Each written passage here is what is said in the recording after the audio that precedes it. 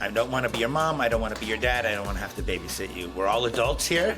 I will be very clear on what my expectations are. I'll be very clear on what your job is. I will help you achieve the goals that we set. I will give you the tools. I will buy you the equipment. But at the end of the day, I don't want to have to police you.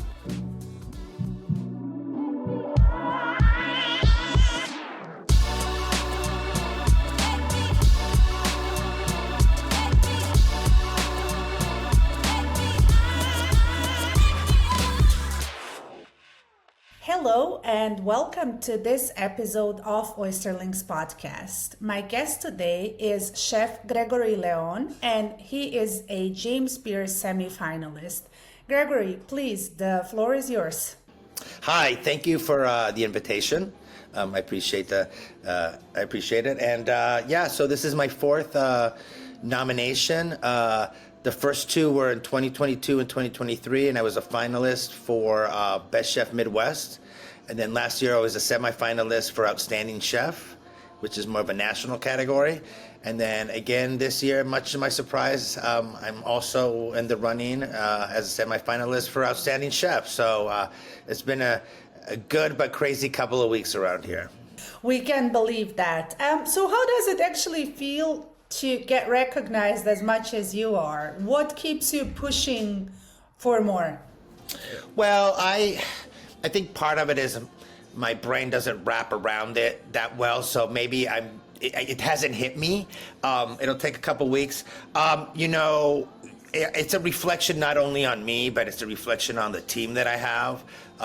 In the 10 years, we're about to celebrate our 10-year anniversary in August, and we've had some amazing people working for us. But then, you get a mix of people. You get some people that are just great, and then you get some people that are just, kind of okay. I really do feel that the people that we have working for us now, the whole team is just incredible, and I'm very lucky to start our 10th year with such a great crew. It's nice to get recognized for the hard work that you do, and it's even nicer when it's something that you're truly passionate about and you love doing. It's nice to get recognized by people that you admire and perhaps you've been following your whole career. So it's a whole big bag of emotions. Well, thank you for sharing that. But you mentioned one very important thing. It's not just about you, it's about the team. So let's talk about the team. Sure. What is your hiring criteria? What type of qualities do people need to have to be able to join your restaurant? So when I interview people, the first thing I say to them is, I'm not your parent. I don't want to be your mom. I don't want to be your dad. I don't want to have to babysit you. We're all adults here. I will be very clear on what my expectations are. I'll be very clear on what your job is. I will help you achieve the goals that we set. I will give you the tools. I will buy you the equipment. But at the end of the day, I don't want to have to police you. You know what I mean? I have so many other things I need to do, and that's not one of them that I want to spend my time in. So I look for people that are self-motivated, self-starters, have a good head on their shoulder, understand rules, and really love what they're doing. They're passionate about it, and that want to be part of a team to further Amilinda and make it even better than it is today. That's pretty much what I look for. As I said, over the years, we've had people working for us that's like, you're not the best. I actually took over the hiring for the whole restaurant during the pandemic. So I opened the restaurant with my partner, who also happened to be my husband. And in 2020, he decided he no longer wanted to be part of the restaurant or married to me. So then I took over the whole front of the house, and there was a big learning curve because I hadn't done a lot of that stuff.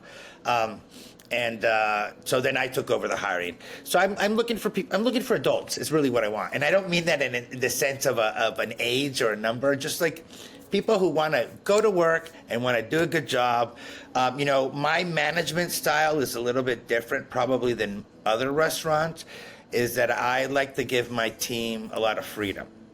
I want them to feel like there's a sense of ownership in the restaurant, that they're part of it, that they're heard, that their input is valued.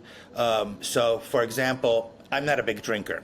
I don't know much about wine. I'll have a glass of wine here and there, but I don't know a lot about it. So I'm not going to run the bar. I'm not going to go to the bar manager and say, this is what you need to do. Because I don't I'd be talking out of the side of my neck, as they say. So, I give her, Yara, who's amazing, I give her tons of space to work. I'm like, here's your budget for the week. The wines can only be Spanish and Portuguese. This is kind of the style we're going for. But other than that, I let them run with it. Same thing with the menu. So I wish I was a superhero and I could come up with 12 dishes in a flash. But I don't know everything, and my brain can only come up with so many dishes at once. So my sous chef is responsible for coming up with 3 of the entrees.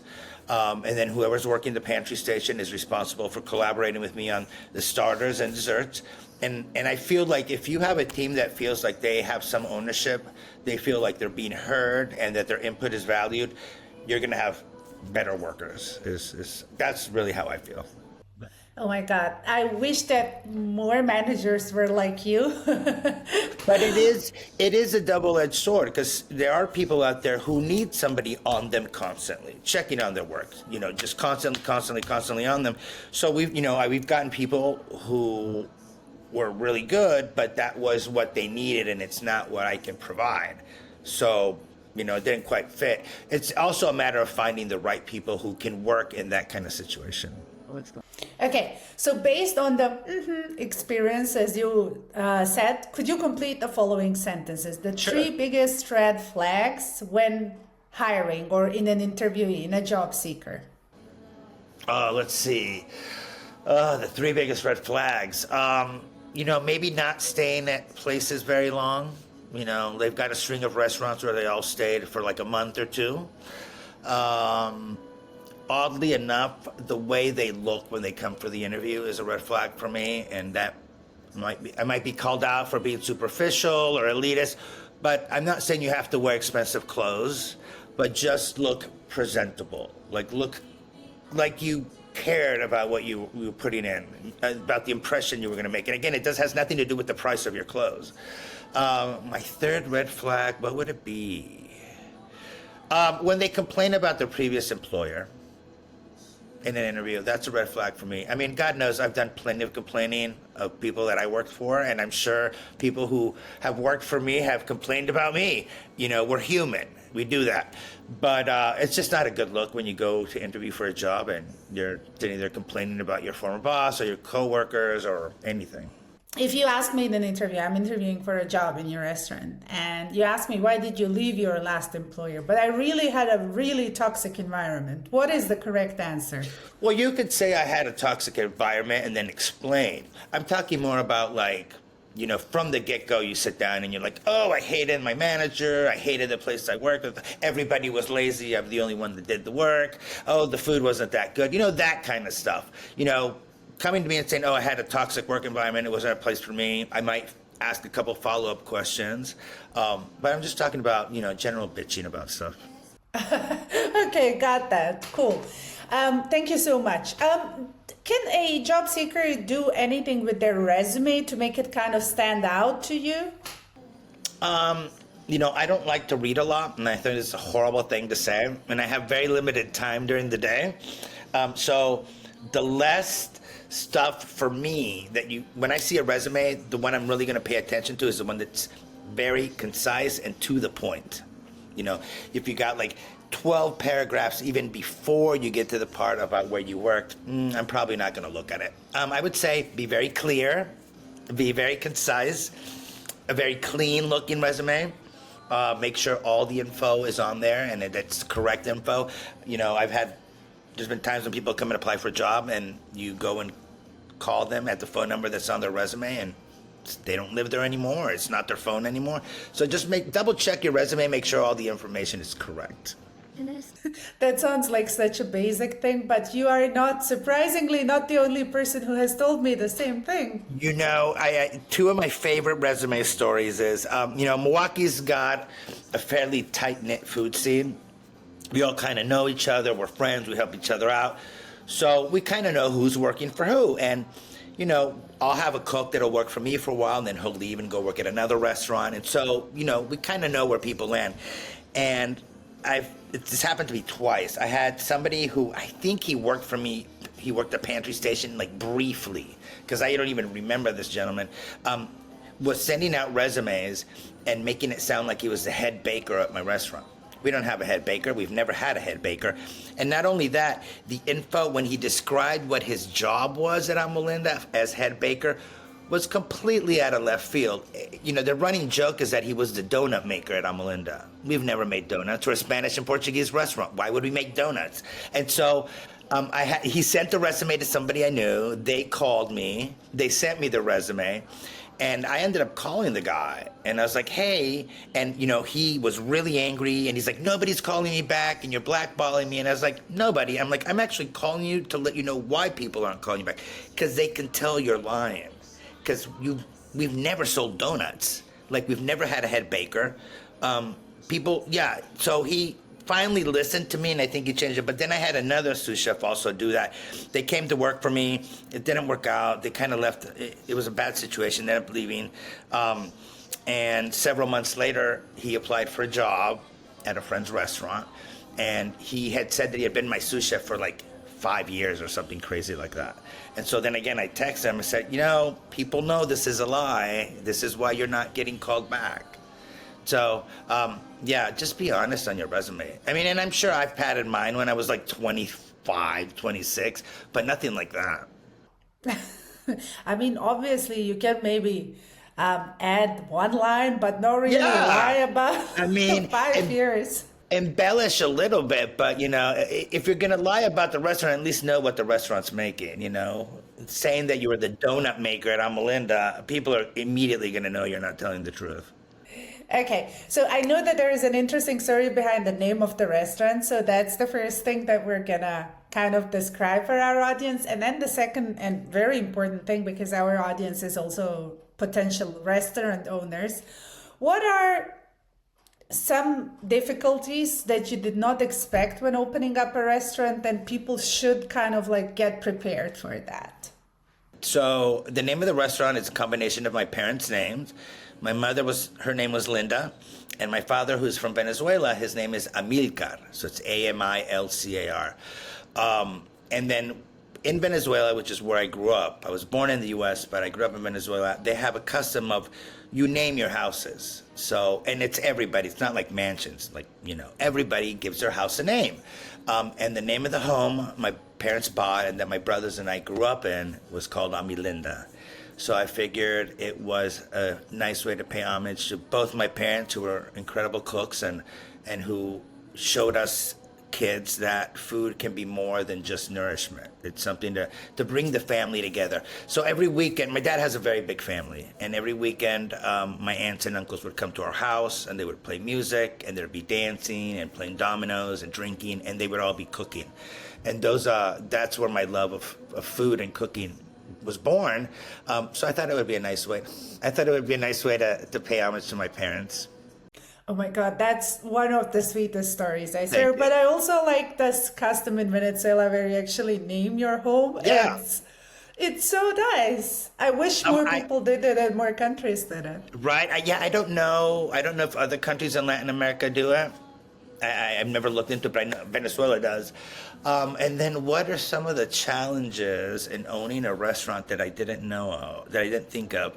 I mean, at least once a week I make a comment about, like, I need to write a list of the things that I never thought I would have to deal with when opening a restaurant. Challenge, well, I mean, money is always a challenge. That is always a challenge. And I mean, I think people need to be aware of that before they go into the business. And I think there's this misconception, and I was just talking to somebody about it last night, from maybe not everybody who goes out to eat, but from a big segment. I think that in their mind, they pay and then the money goes directly into the owner's pocket. Maybe it does for some owners. I mean, certainly not me. So just be aware and be prepared that there's going to be times when money's going to be really, really tight and you have to be a little creative. What other challenges? Well, you know, staffing can be a challenge. It certainly was a challenge in 2020 and 2021. And even probably part of 2022.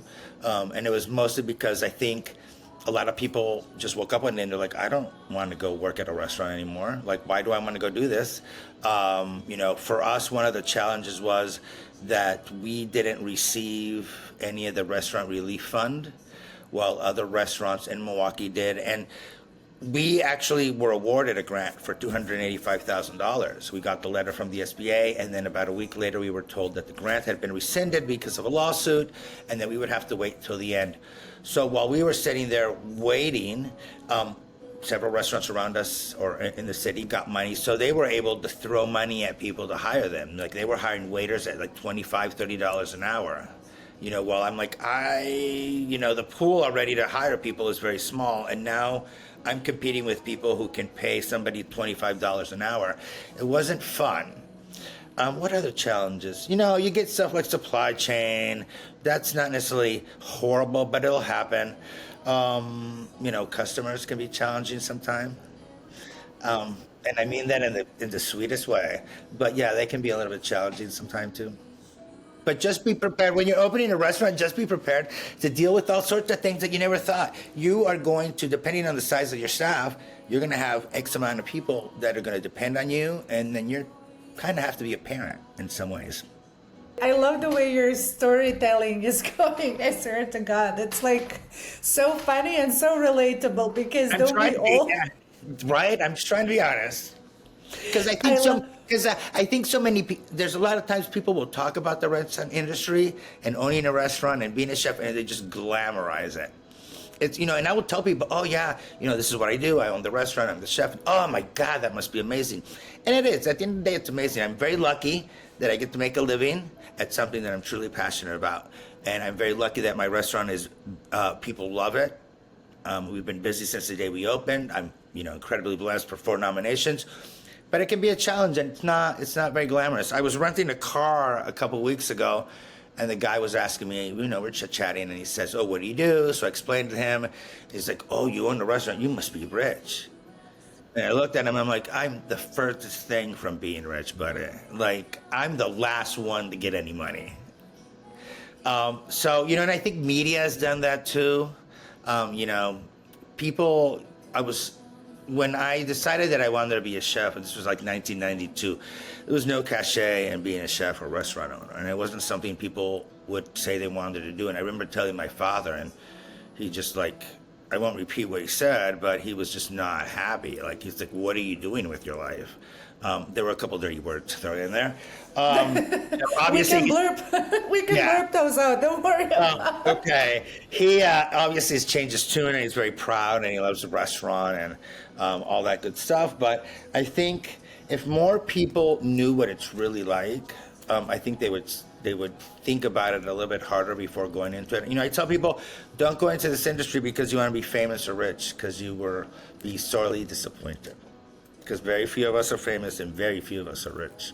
But is fame something that you consider a part of the success, or is just having a busy, packed restaurant at all times actually sufficient? Yeah, so I think the fame part, and let's be honest, I'm like Milwaukee famous. You know what I mean? Like, I'm famous within the city, which is great. I love it. I like the attention. But national? Yeah, well, but like I go to New York, people are like, who is this clown? You know what I mean? So I think for me, and again, it's different for everybody, I think the fame is a nice bonus. It's like that little added thing that's like, okay, this is great. But I never opened the restaurant with the intention of being famous. That was never a goal.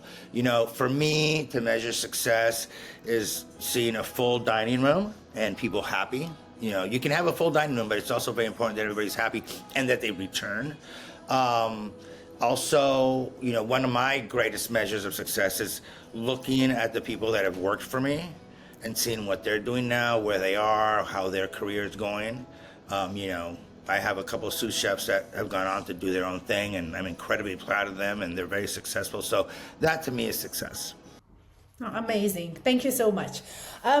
In a long culinary career such as yours, how did you manage, if there is such a thing, to maintain a work-life balance? Because it's the eternal mystery. Yeah, I don't think I've ever maintained a good work-life balance. Like, I'm just gonna be honest. And when I was married and my partner, we would fight about it, because he'd be like, why do you have to be at the restaurant at 8 a.m? And I was like, no, because I have to be there. But why do you have to? Because I have to be there. Like, I just have to be there. Not because people weren't going to do a good job or do their job without me there. It's just like I've always felt that if I'm going to expect the most out of my employees, and I have to show them that I'm willing to do the same thing. Like, I'm not going to ask you to scrub the floors if I'm not willing to get down on my hands and knees and scrub the floors too. You know, you have to lead by example. A good work-life balance is very important, even though it's always been very hard. I feel like now it's a little bit like I will take some time off, and maybe if the night's slow, I'll leave early. But I've never been really good at that. But it's important. So if somebody has a good life work balance out there, let me know how it goes. Let me know what that's like. I'll just share a couple of other interviews with people who said that they mastered it. I cannot judge, obviously, but Right.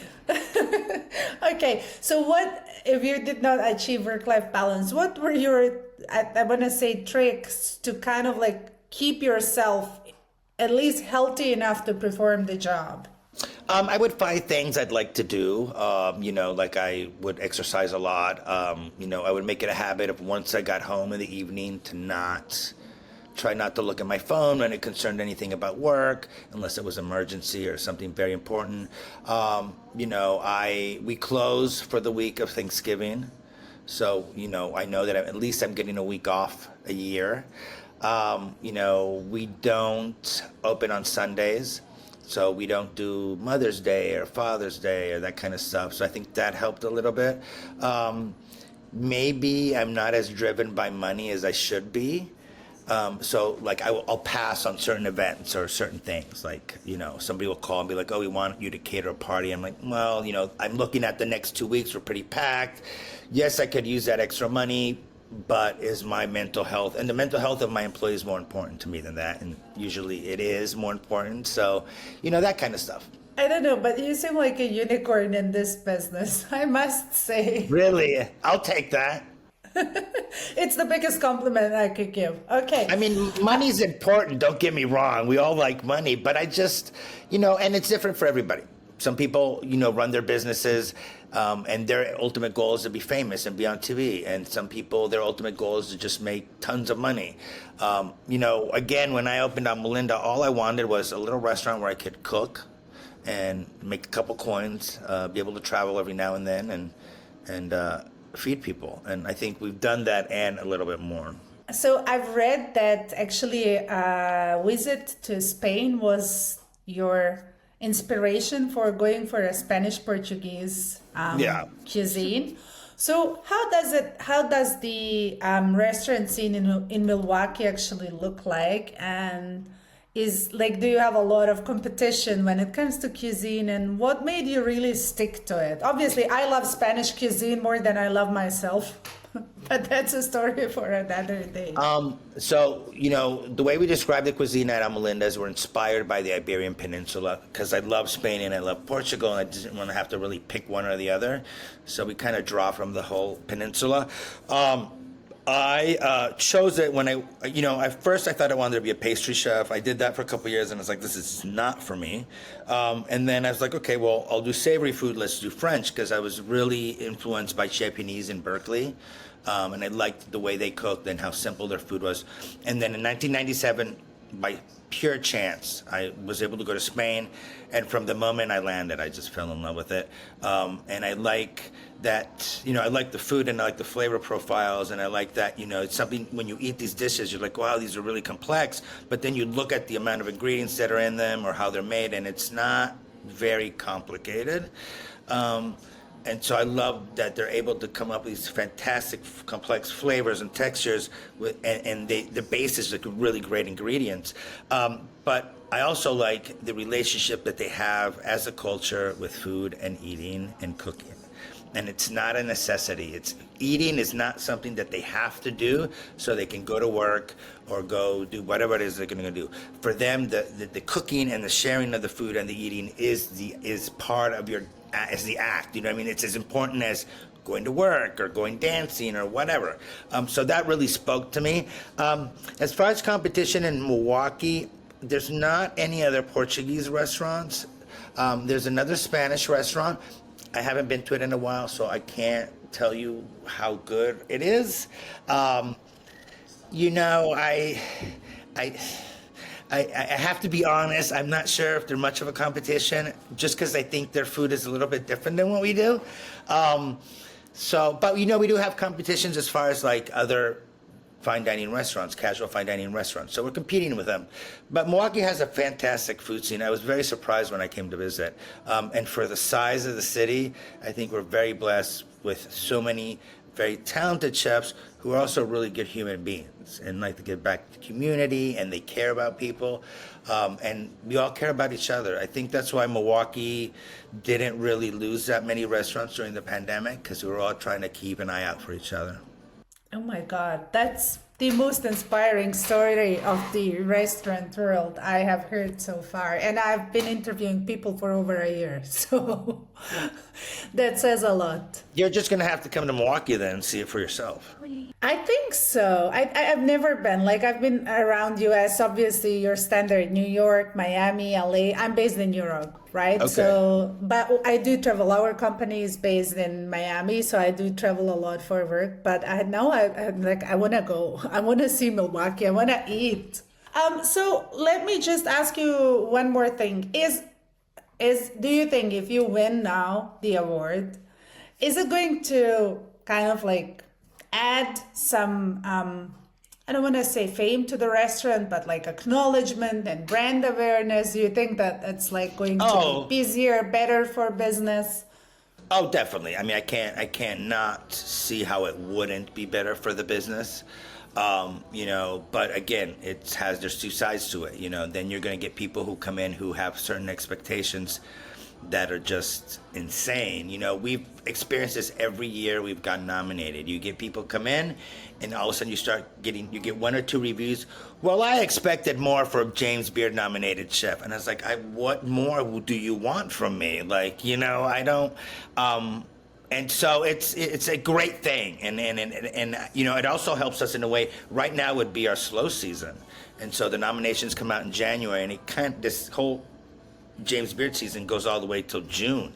So basically this will be the fourth year where we haven't had a slow season, which I love.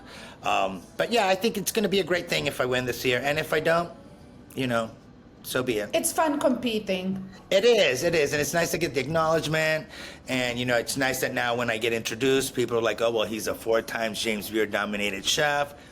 I like that. May the most deserving person win. I agree. But also we're not going to be sour losers. That's why we need to be PC, right? Yeah. No, I would never be a sour loser. That's not a good look. I am. I'm a sour loser. Are I'm you terrible really? at losing. I am. I'm behind closed doors. I'm like, kind of grumpy, but like never in public. Same. In public, it's always dignity, but you don't have any idea how many times I flipped the Monopoly board. I have friends like you, and I refuse to play games with them. I'm like, this is supposed to be fun. This is super stressful. This is not fun. I feel like it's a busy Friday night at work. What is going on here? You know what's easy though and good about me? It's easy to to feed me and to wind me up. Okay, perfect.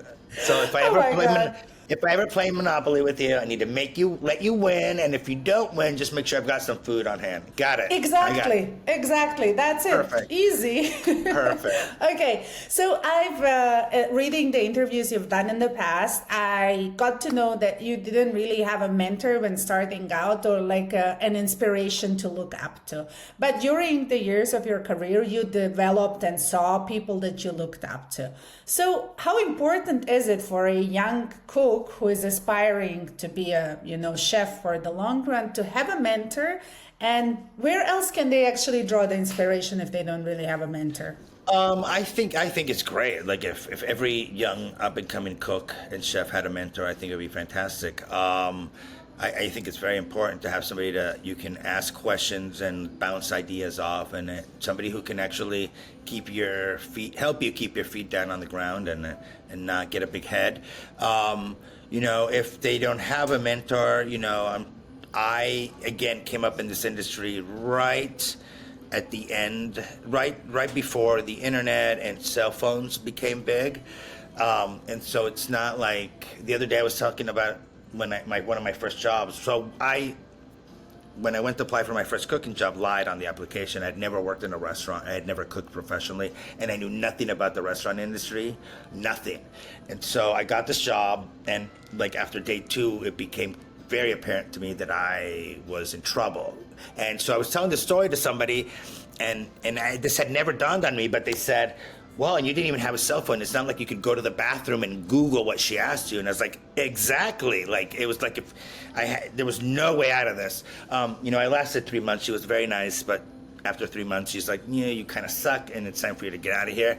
I've since, I ran into her about 10 years later and had a very nice conversation with her. I'm trying to think where I would draw inspiration from, like reading. Traveling is a good way, and I know that's not really accessible to a lot of people and it's expensive, but I said reading. I have this thing though, like all these young cooks now, all their ideas come from the internet. And for some reason, it drives me crazy. It's like, pick up a cookbook. Just pick up a book. I don't know why. I don't know why it drives me crazy when they come to me. It's like, well, I found this recipe on the internet. And I was like, no. Go look at a book. Go read a book.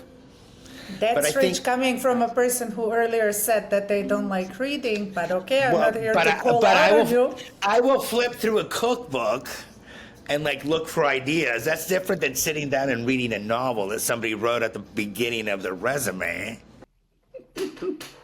I'm sorry, I just have to. I love it. I love it. My brain is not wired for reading. Like I'll start reading and my brain just starts to wander off. And but I think it is important to be a mentor. Like again, it was never something that I was like, oh, I'm going to be a mentor someday. And for the longest time, I was like, why would anybody want me to be their mentor? Like, what am I going to teach you? But it's very humbling when people refer to me as their mentor. I've had at least 3 or 4 people in the 30 years that I've been working professionally in kitchens refer to me as a mentor, and it means a lot to me. It's very nice to hear, and I'm glad that I can maybe have a little bit of an impact on these people's lives. You already left an impact on my life. Oh. You literally made my day nice, and I'm gonna, be in a positive mood for like the next upcoming meeting and everything that's still about to happen. So I trust that you are a good mentor. Well, thank you very much. Okay, crazy story that you can share from the restaurant days. Crazy story from Yes. Amilinda? God, let me see. I've got so many. It doesn't have to be from Amilinda. It can be from something before. It doesn't have to be your restaurant. Let me think.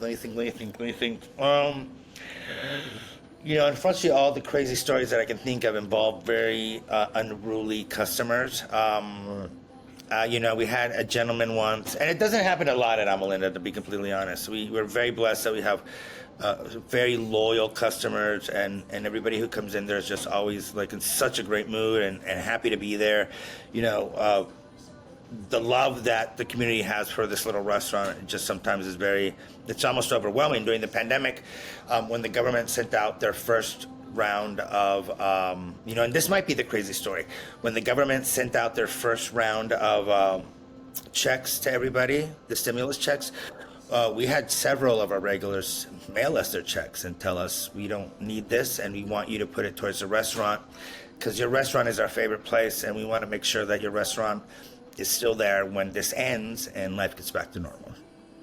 So I think that's my crazy story. I was going to talk about a customer who's being really rude and racist, but I like this one better. No, this one is like sobbing, but like super in a positive way. Like people are still good. There is still faith for humanity. Yeah. I mean, I am very lucky with our customers. I'm very lucky. I mean, these people, you hear restaurant owners like, oh, you're like family. But I truly, these people are like family to us. They really care about the restaurant and they defend us till the end and they want to see us succeed. So we're very lucky. Certainly. I mean, you deserve that. It's nothing in life comes for granted, or out of the blue. So I'm sure that you left your impact and your marks on the community. So. Well, we try, one of the big things we do at Amilinda is we try, and again, it wasn't something that I had set out when I first opened. It just kind of developed over the, years, is that, I'm in a position where I can use my restaurant to make my community better and help people. So it's just kind of second nature. So we have a lot of different programs that we do at Amilinda to help refugees, help other chefs could come and do pop-ups at Amilinda. We'll have kids come in for the day. So we do a lot of things outside of the community. See, Outside I of the community, outside of the restaurant. Yeah. See, I told you, I knew that didn't just happen to be like that. But okay, great. It's nice to see supporting community is one of the best things ever. So just one last question for today, and then I'll let you go with your day. What is the one thing you wish you knew before joining the culinary force? It's great. So the one thing, so I'm actually changing the question a little bit because I think this is something I really want to share with people. The one thing I wish somebody would have told me before I opened the restaurant, so I'm going to be a little bit more specific, is the best thing you can do is open 3 bank accounts. And I didn't learn this until 2 years ago. So you open 3 bank accounts. You have one where all your deposits, all your sales go into. And then you have one labeled payroll. And then you have one labeled taxes. So I assuming it's the same way everybody in the U.S., but at the end of each month, I have to pay what's called sales and use tax, the tax that I collect. And so if you have these 3 different accounts, and so like all your bills comes out of the main account also, but what you do is you go in every morning and you look at your report and you're like, okay, this is how much I sold last night. Of that money, or this is how much money was deposited into my account this morning. Out of that money, XYZ is tip money. So you take that money and you transfer it to the account named payroll. That money's already put away, you don't have to worry about it. And then you look and see how much tax you collected the night before, and you grab that money and you put it in the account named tax. And so now, whatever money's left in your account, that's your money for spending, for paying, for doing whatever you need to do. You know that this tip money, which is not yours, that tip money belongs to your servers, is already safely put away and nothing's gonna happen to it. And same thing with the tax, because it's easier at the end of the month. It's easier to take out, $700, $800 a day than at the end of the month have to pull $4,000 out of your year because you have to pay your taxes now. So that's my piece of advice. That's very practical, and I love that a lot. I wish somebody would have told me that like 10 years ago when we opened. Thank you, Gregory. It was an absolute pleasure, and I'm sure that our audience will learn a lot from you. So thank you once again. This was a pleasure. Thank you so much.